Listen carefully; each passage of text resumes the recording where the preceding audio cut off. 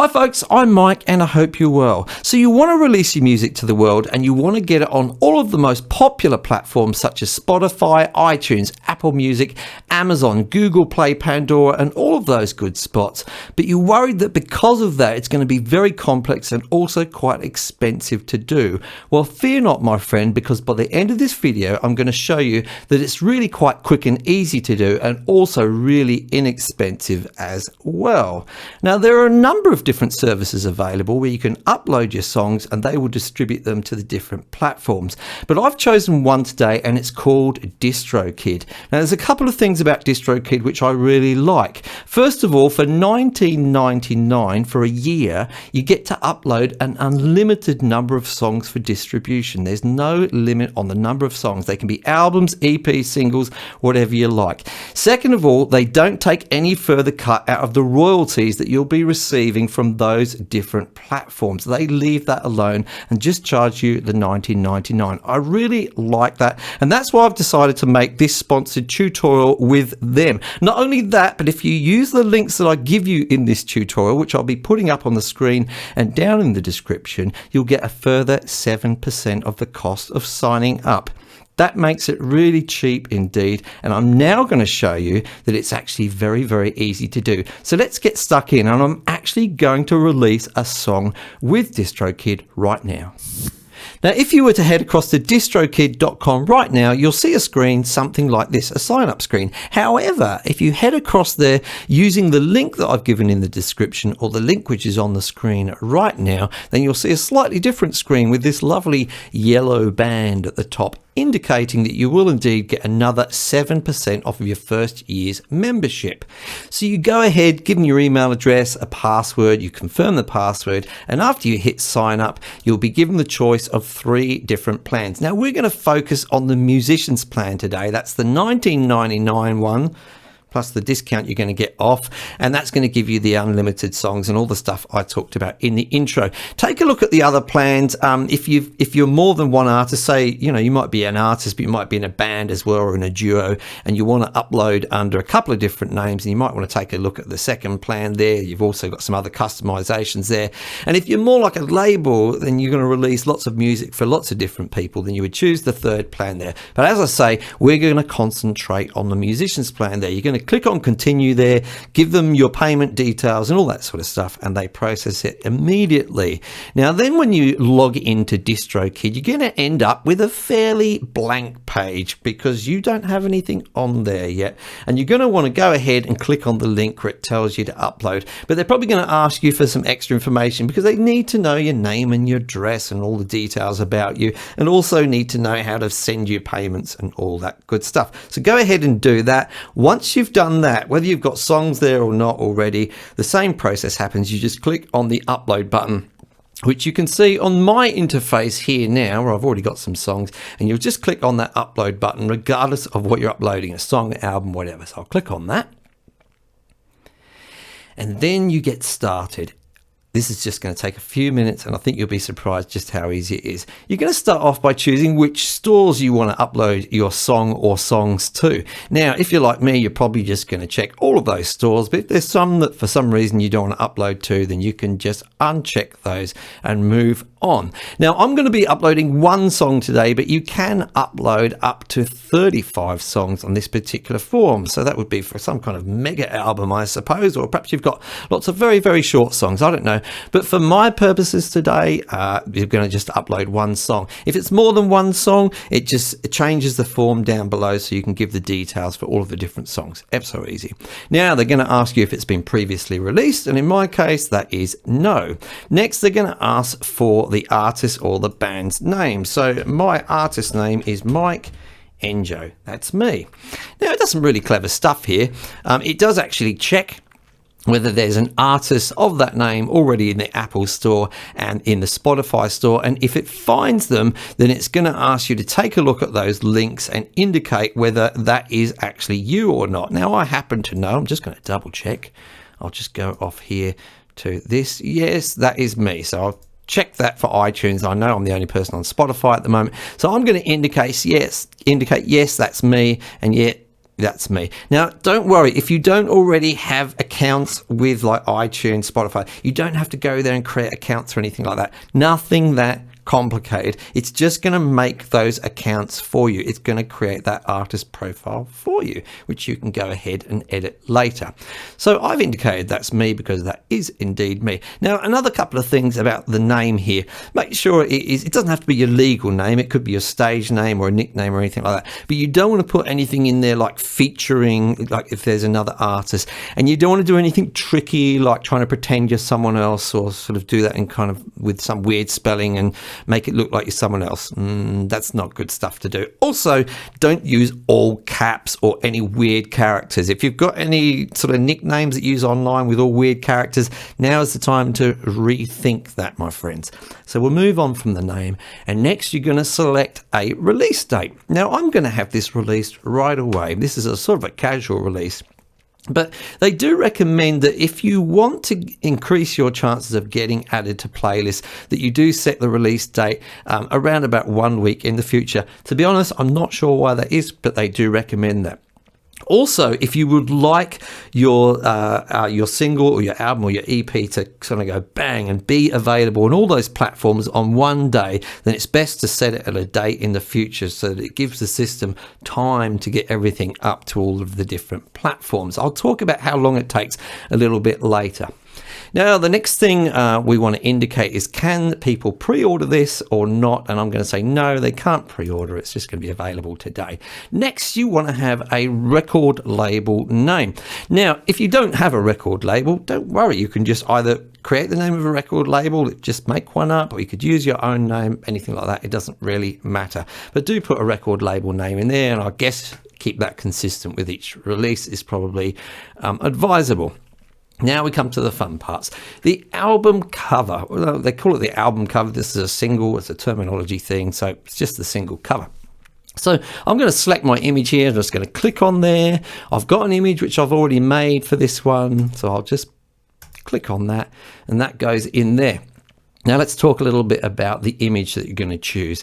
You don't want to be choosing poor quality images. In other words, don't try and take some thumbnail or a small image that you've got and then try and expand it up to their recommended size. Now their recommended optimal size is 3000 by 3000 pixels. That's fairly big, but it's kind of normal output for, say, a digital phone these days. So it's not massive, but it does ensure that it's good quality. If you do try and work around that and take a really small image and just stretch it up to 3000 by 3000, there's a decent chance that some of the stores are going to reject your artwork. So do be aware of that. Make sure you make some nice, good quality artwork. Now, moving on from that, you need to select which language this is in. Mine is in English, and a primary and secondary genre. This was a strange one for me in this song because I'm going to put it as blues, even though it's not quite blues, and I'm also going to select jazz. And these are really unusual genres for me to choose, but this is a very unusual song for me, I have to say, in terms of style. But there you go. If you actually listen to it, you wouldn't quite be sure it was blues or jazz, but it's the nearest thing, so that's what we're going to leave it at. The next thing is we're going to select a song title. So my song is called, as you can see in the image, Shining Moon. And I have to make sure I don't do some silly spelling here like I've already done. Shining Moon, just like so. Now, you can include here things like featured artists, whether it's, you know, a first or a second part of a song. You can do those kinds of things here, and they give you lots of tips about how to format that. Some things need to be in parentheses, separated by commas. They tell you how to do all that. So if you want to add something fancy to your title there, just make sure you read through that guide.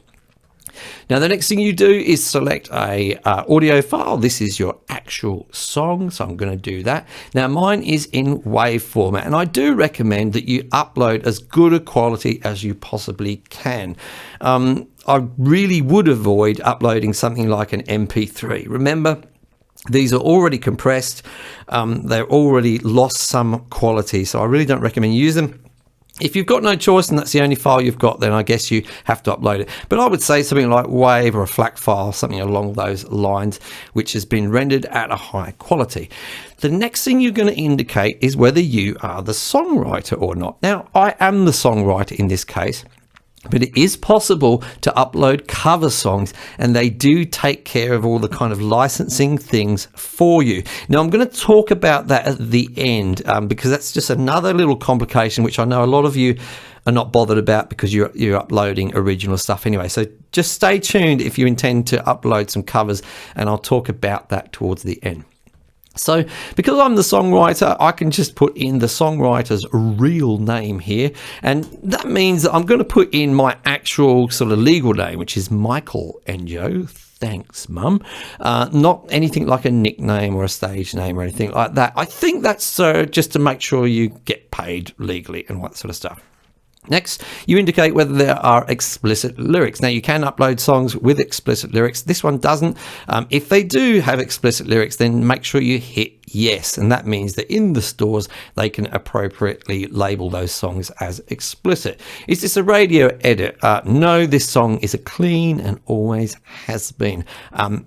Or you could have clicked yes, there is an explicit version of this song, but this is the clean version. Anyway, because it was not explicit, no need to click anything particular there. No, this song has always been clean. Is it an instrumental? No, it's not an instrumental. So I can click no on that, or this song contains lyrics. And the next thing is to select a price. Now they give you a choice of prices here for me, and I'm going to select 99 cents, and that's going to be the cost in the stores. Now, here's where you get some optional extras. These are not hidden costs. These are not sort of trickiness that you might get with some other services. This is really just some extras that you could have, but they're really not necessary. You don't need these to release your song. These are things like, do you want to release it? This is actually free to Instagram and Facebook. Do you want them to check whether your music's been used in some YouTube clip and you're entitled to receive some of the revenue from that YouTube clip? You can select to have it available on the Shazam and iPhone series services.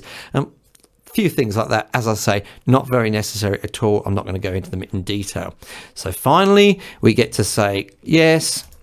I know that this music's going to go in the YouTube music store. Yes, I've recorded this music. I'm authorized to sell it. I'm not using some other artist's name or song title, album title, or something like that without their approval. And yes, I've agreed to the conditions, just all that kind of legal stuff there. I'm going to click on done. And what that will do now is it will start the process of actually uploading my song. Now you can see it's uploading the artwork there, and after that it's going to upload the actual track, which, because my internet's a little bit slow, it's going to take a sort of a while-ish, not too long. So I'll just use this time to take a moment to talk about uploading cover songs. I've got another form open here where I'm pretending to upload a cover song called Yesterday. And in the section down here where you indicate the songwriter, I'm indicating, instead of saying I wrote this song, I'm going to click on another artist wrote this song. Now, when I click on that, you'll see lots of information open there. I'm not going to go through that now, but I will say it is absolutely possible to upload cover songs, and there's a couple of things I want to mention about it. There's a form right at the bottom where you've got to give the original artist name and the original song title as well, and you also need to click a checkbox just to indicate that you're not using a sample from another recording in the song. But the thing I want to concentrate is the artist and the song title. Now, I like to make sure that I get these things absolutely correct, that I've got the correct song title in terms of spelling, etc., and I've got the correct artist name or the writer's name or names in there. So the website that I like to use for that is the Harry Fox Agency website. In fact, it's called Songfile here, and here I find it's a very, very reliable place to search up about the writers of songs. But you'll see in the form here I've put the song title as Yesterday, and I've put the writer as The Beatles or Beatles. And the clever ones amongst you will know that that isn't actually correct, but I may do that. And if I did that, I'll end up with a search result, which is something like this. There's lots of songs called Yesterday, but I don't see the song which was written by the Beatles, John Lennon, Paul McCartney. Well, Paul McCartney, I think, wrote this. Anyway, that's a different story. But in any case, you'll see that the writers here don't resemble them. And that's because the Beatles were not the writers. It was, as I say, Paul McCartney, but it's attributed to John Lennon as well. So I really need to search for Yesterday and something like McCartney, and it'll give me a result much more like this one I've got here. So you can see it says Yesterday here, and it's got John Lennon, Paul McCartney as the writers. I just like to double check those things. Sometimes I have to sort of hunt around a little bit, Wikipedia, and just Google a few things just to double check and make sure that I do have the original writer and the correct person is going to get paid for my recording of the song. So once you've done that, you can go ahead and put in their artist name, song title, and as long as you haven't used samples from their songs, you can indicate that that's okay. Now, there is a charge to this, I'm sorry to say, but hey, people have to get paid. Now, I think under normal circumstances, in terms of the royalties, the original writer is going to get something like 9% or maybe 9 cents. I'm not sure about that. You'll have to double check that, but they do get a payment, obviously, and we want them to get a payment. They wrote the song. Now, DistroKid themselves are going to charge you $1 per month per song, which is very, very cheap. It's kind of like an administration fee because they're taking care of all of this licensing stuff. In other words, once you've filled out these two bits of the form, the artist name and the song title, and you indicate that it hasn't got any samples from it in there, they're going to do everything else for you. Now, that does mean that I've found that it takes a little bit longer for those songs to become available in the stores, because obviously they've got to go ahead and go through that process of securing those licenses for you. But it is something you want to make sure you do. It's really quite straightforward and simple to do as well. And we do want to make sure that the original writers do get paid. So let's get back to our actual song. So here we are, and our song has been uploaded, and they show us a lovely confirmation screen telling us just how easy the whole thing was. And I have to agree, it was easy. Now, you should expect to see quite a few emails from DistroKid over the next coming hours and days. They keep you very well informed about the process of actually getting your song out to, or songs to, the different places. They'll let you know when your artwork's been approved, when your song's been uploaded to a particular site, and then when it's actually available in the store. And they give you links to all of the places it's available, so you can go and double check that. Now, I just wanted to show you what happens when it's been released and the sort of cool stuff that you get on DistroKid. So here I am on my home screen, and I'm going to click on an EP which I released called Wonderland. We'll just open that up there, and you can see that release there. Here is a good place where you can actually update your lyrics there. So I've actually uploaded the lyrics for each of those songs, and those lyrics will show, I think, in iTunes. That's a very cool. And then they do a really nice thing for you, and it's called a hyperfollow, and they give you a link that you can give to people where you can direct people to the different stores where your song's available. So here is my hyperfollow page. I just have to give people this link. They've come to this page and they can choose their favorite platforms. So you'll see Spotify there, iTunes, Google Play, all that good stuff. So that means you're not giving people loads and loads of links for them to follow. Just one link, one place for them to click on, and then they can find the best platform for them after that. So that's it. That is using DistroKid to upload a song and get it out to the world. I hope you find that useful, and do remember to follow the link at the bottom of the screen right now, or the one in the description, and you're going to get that 7% off. But I will see you in the next video.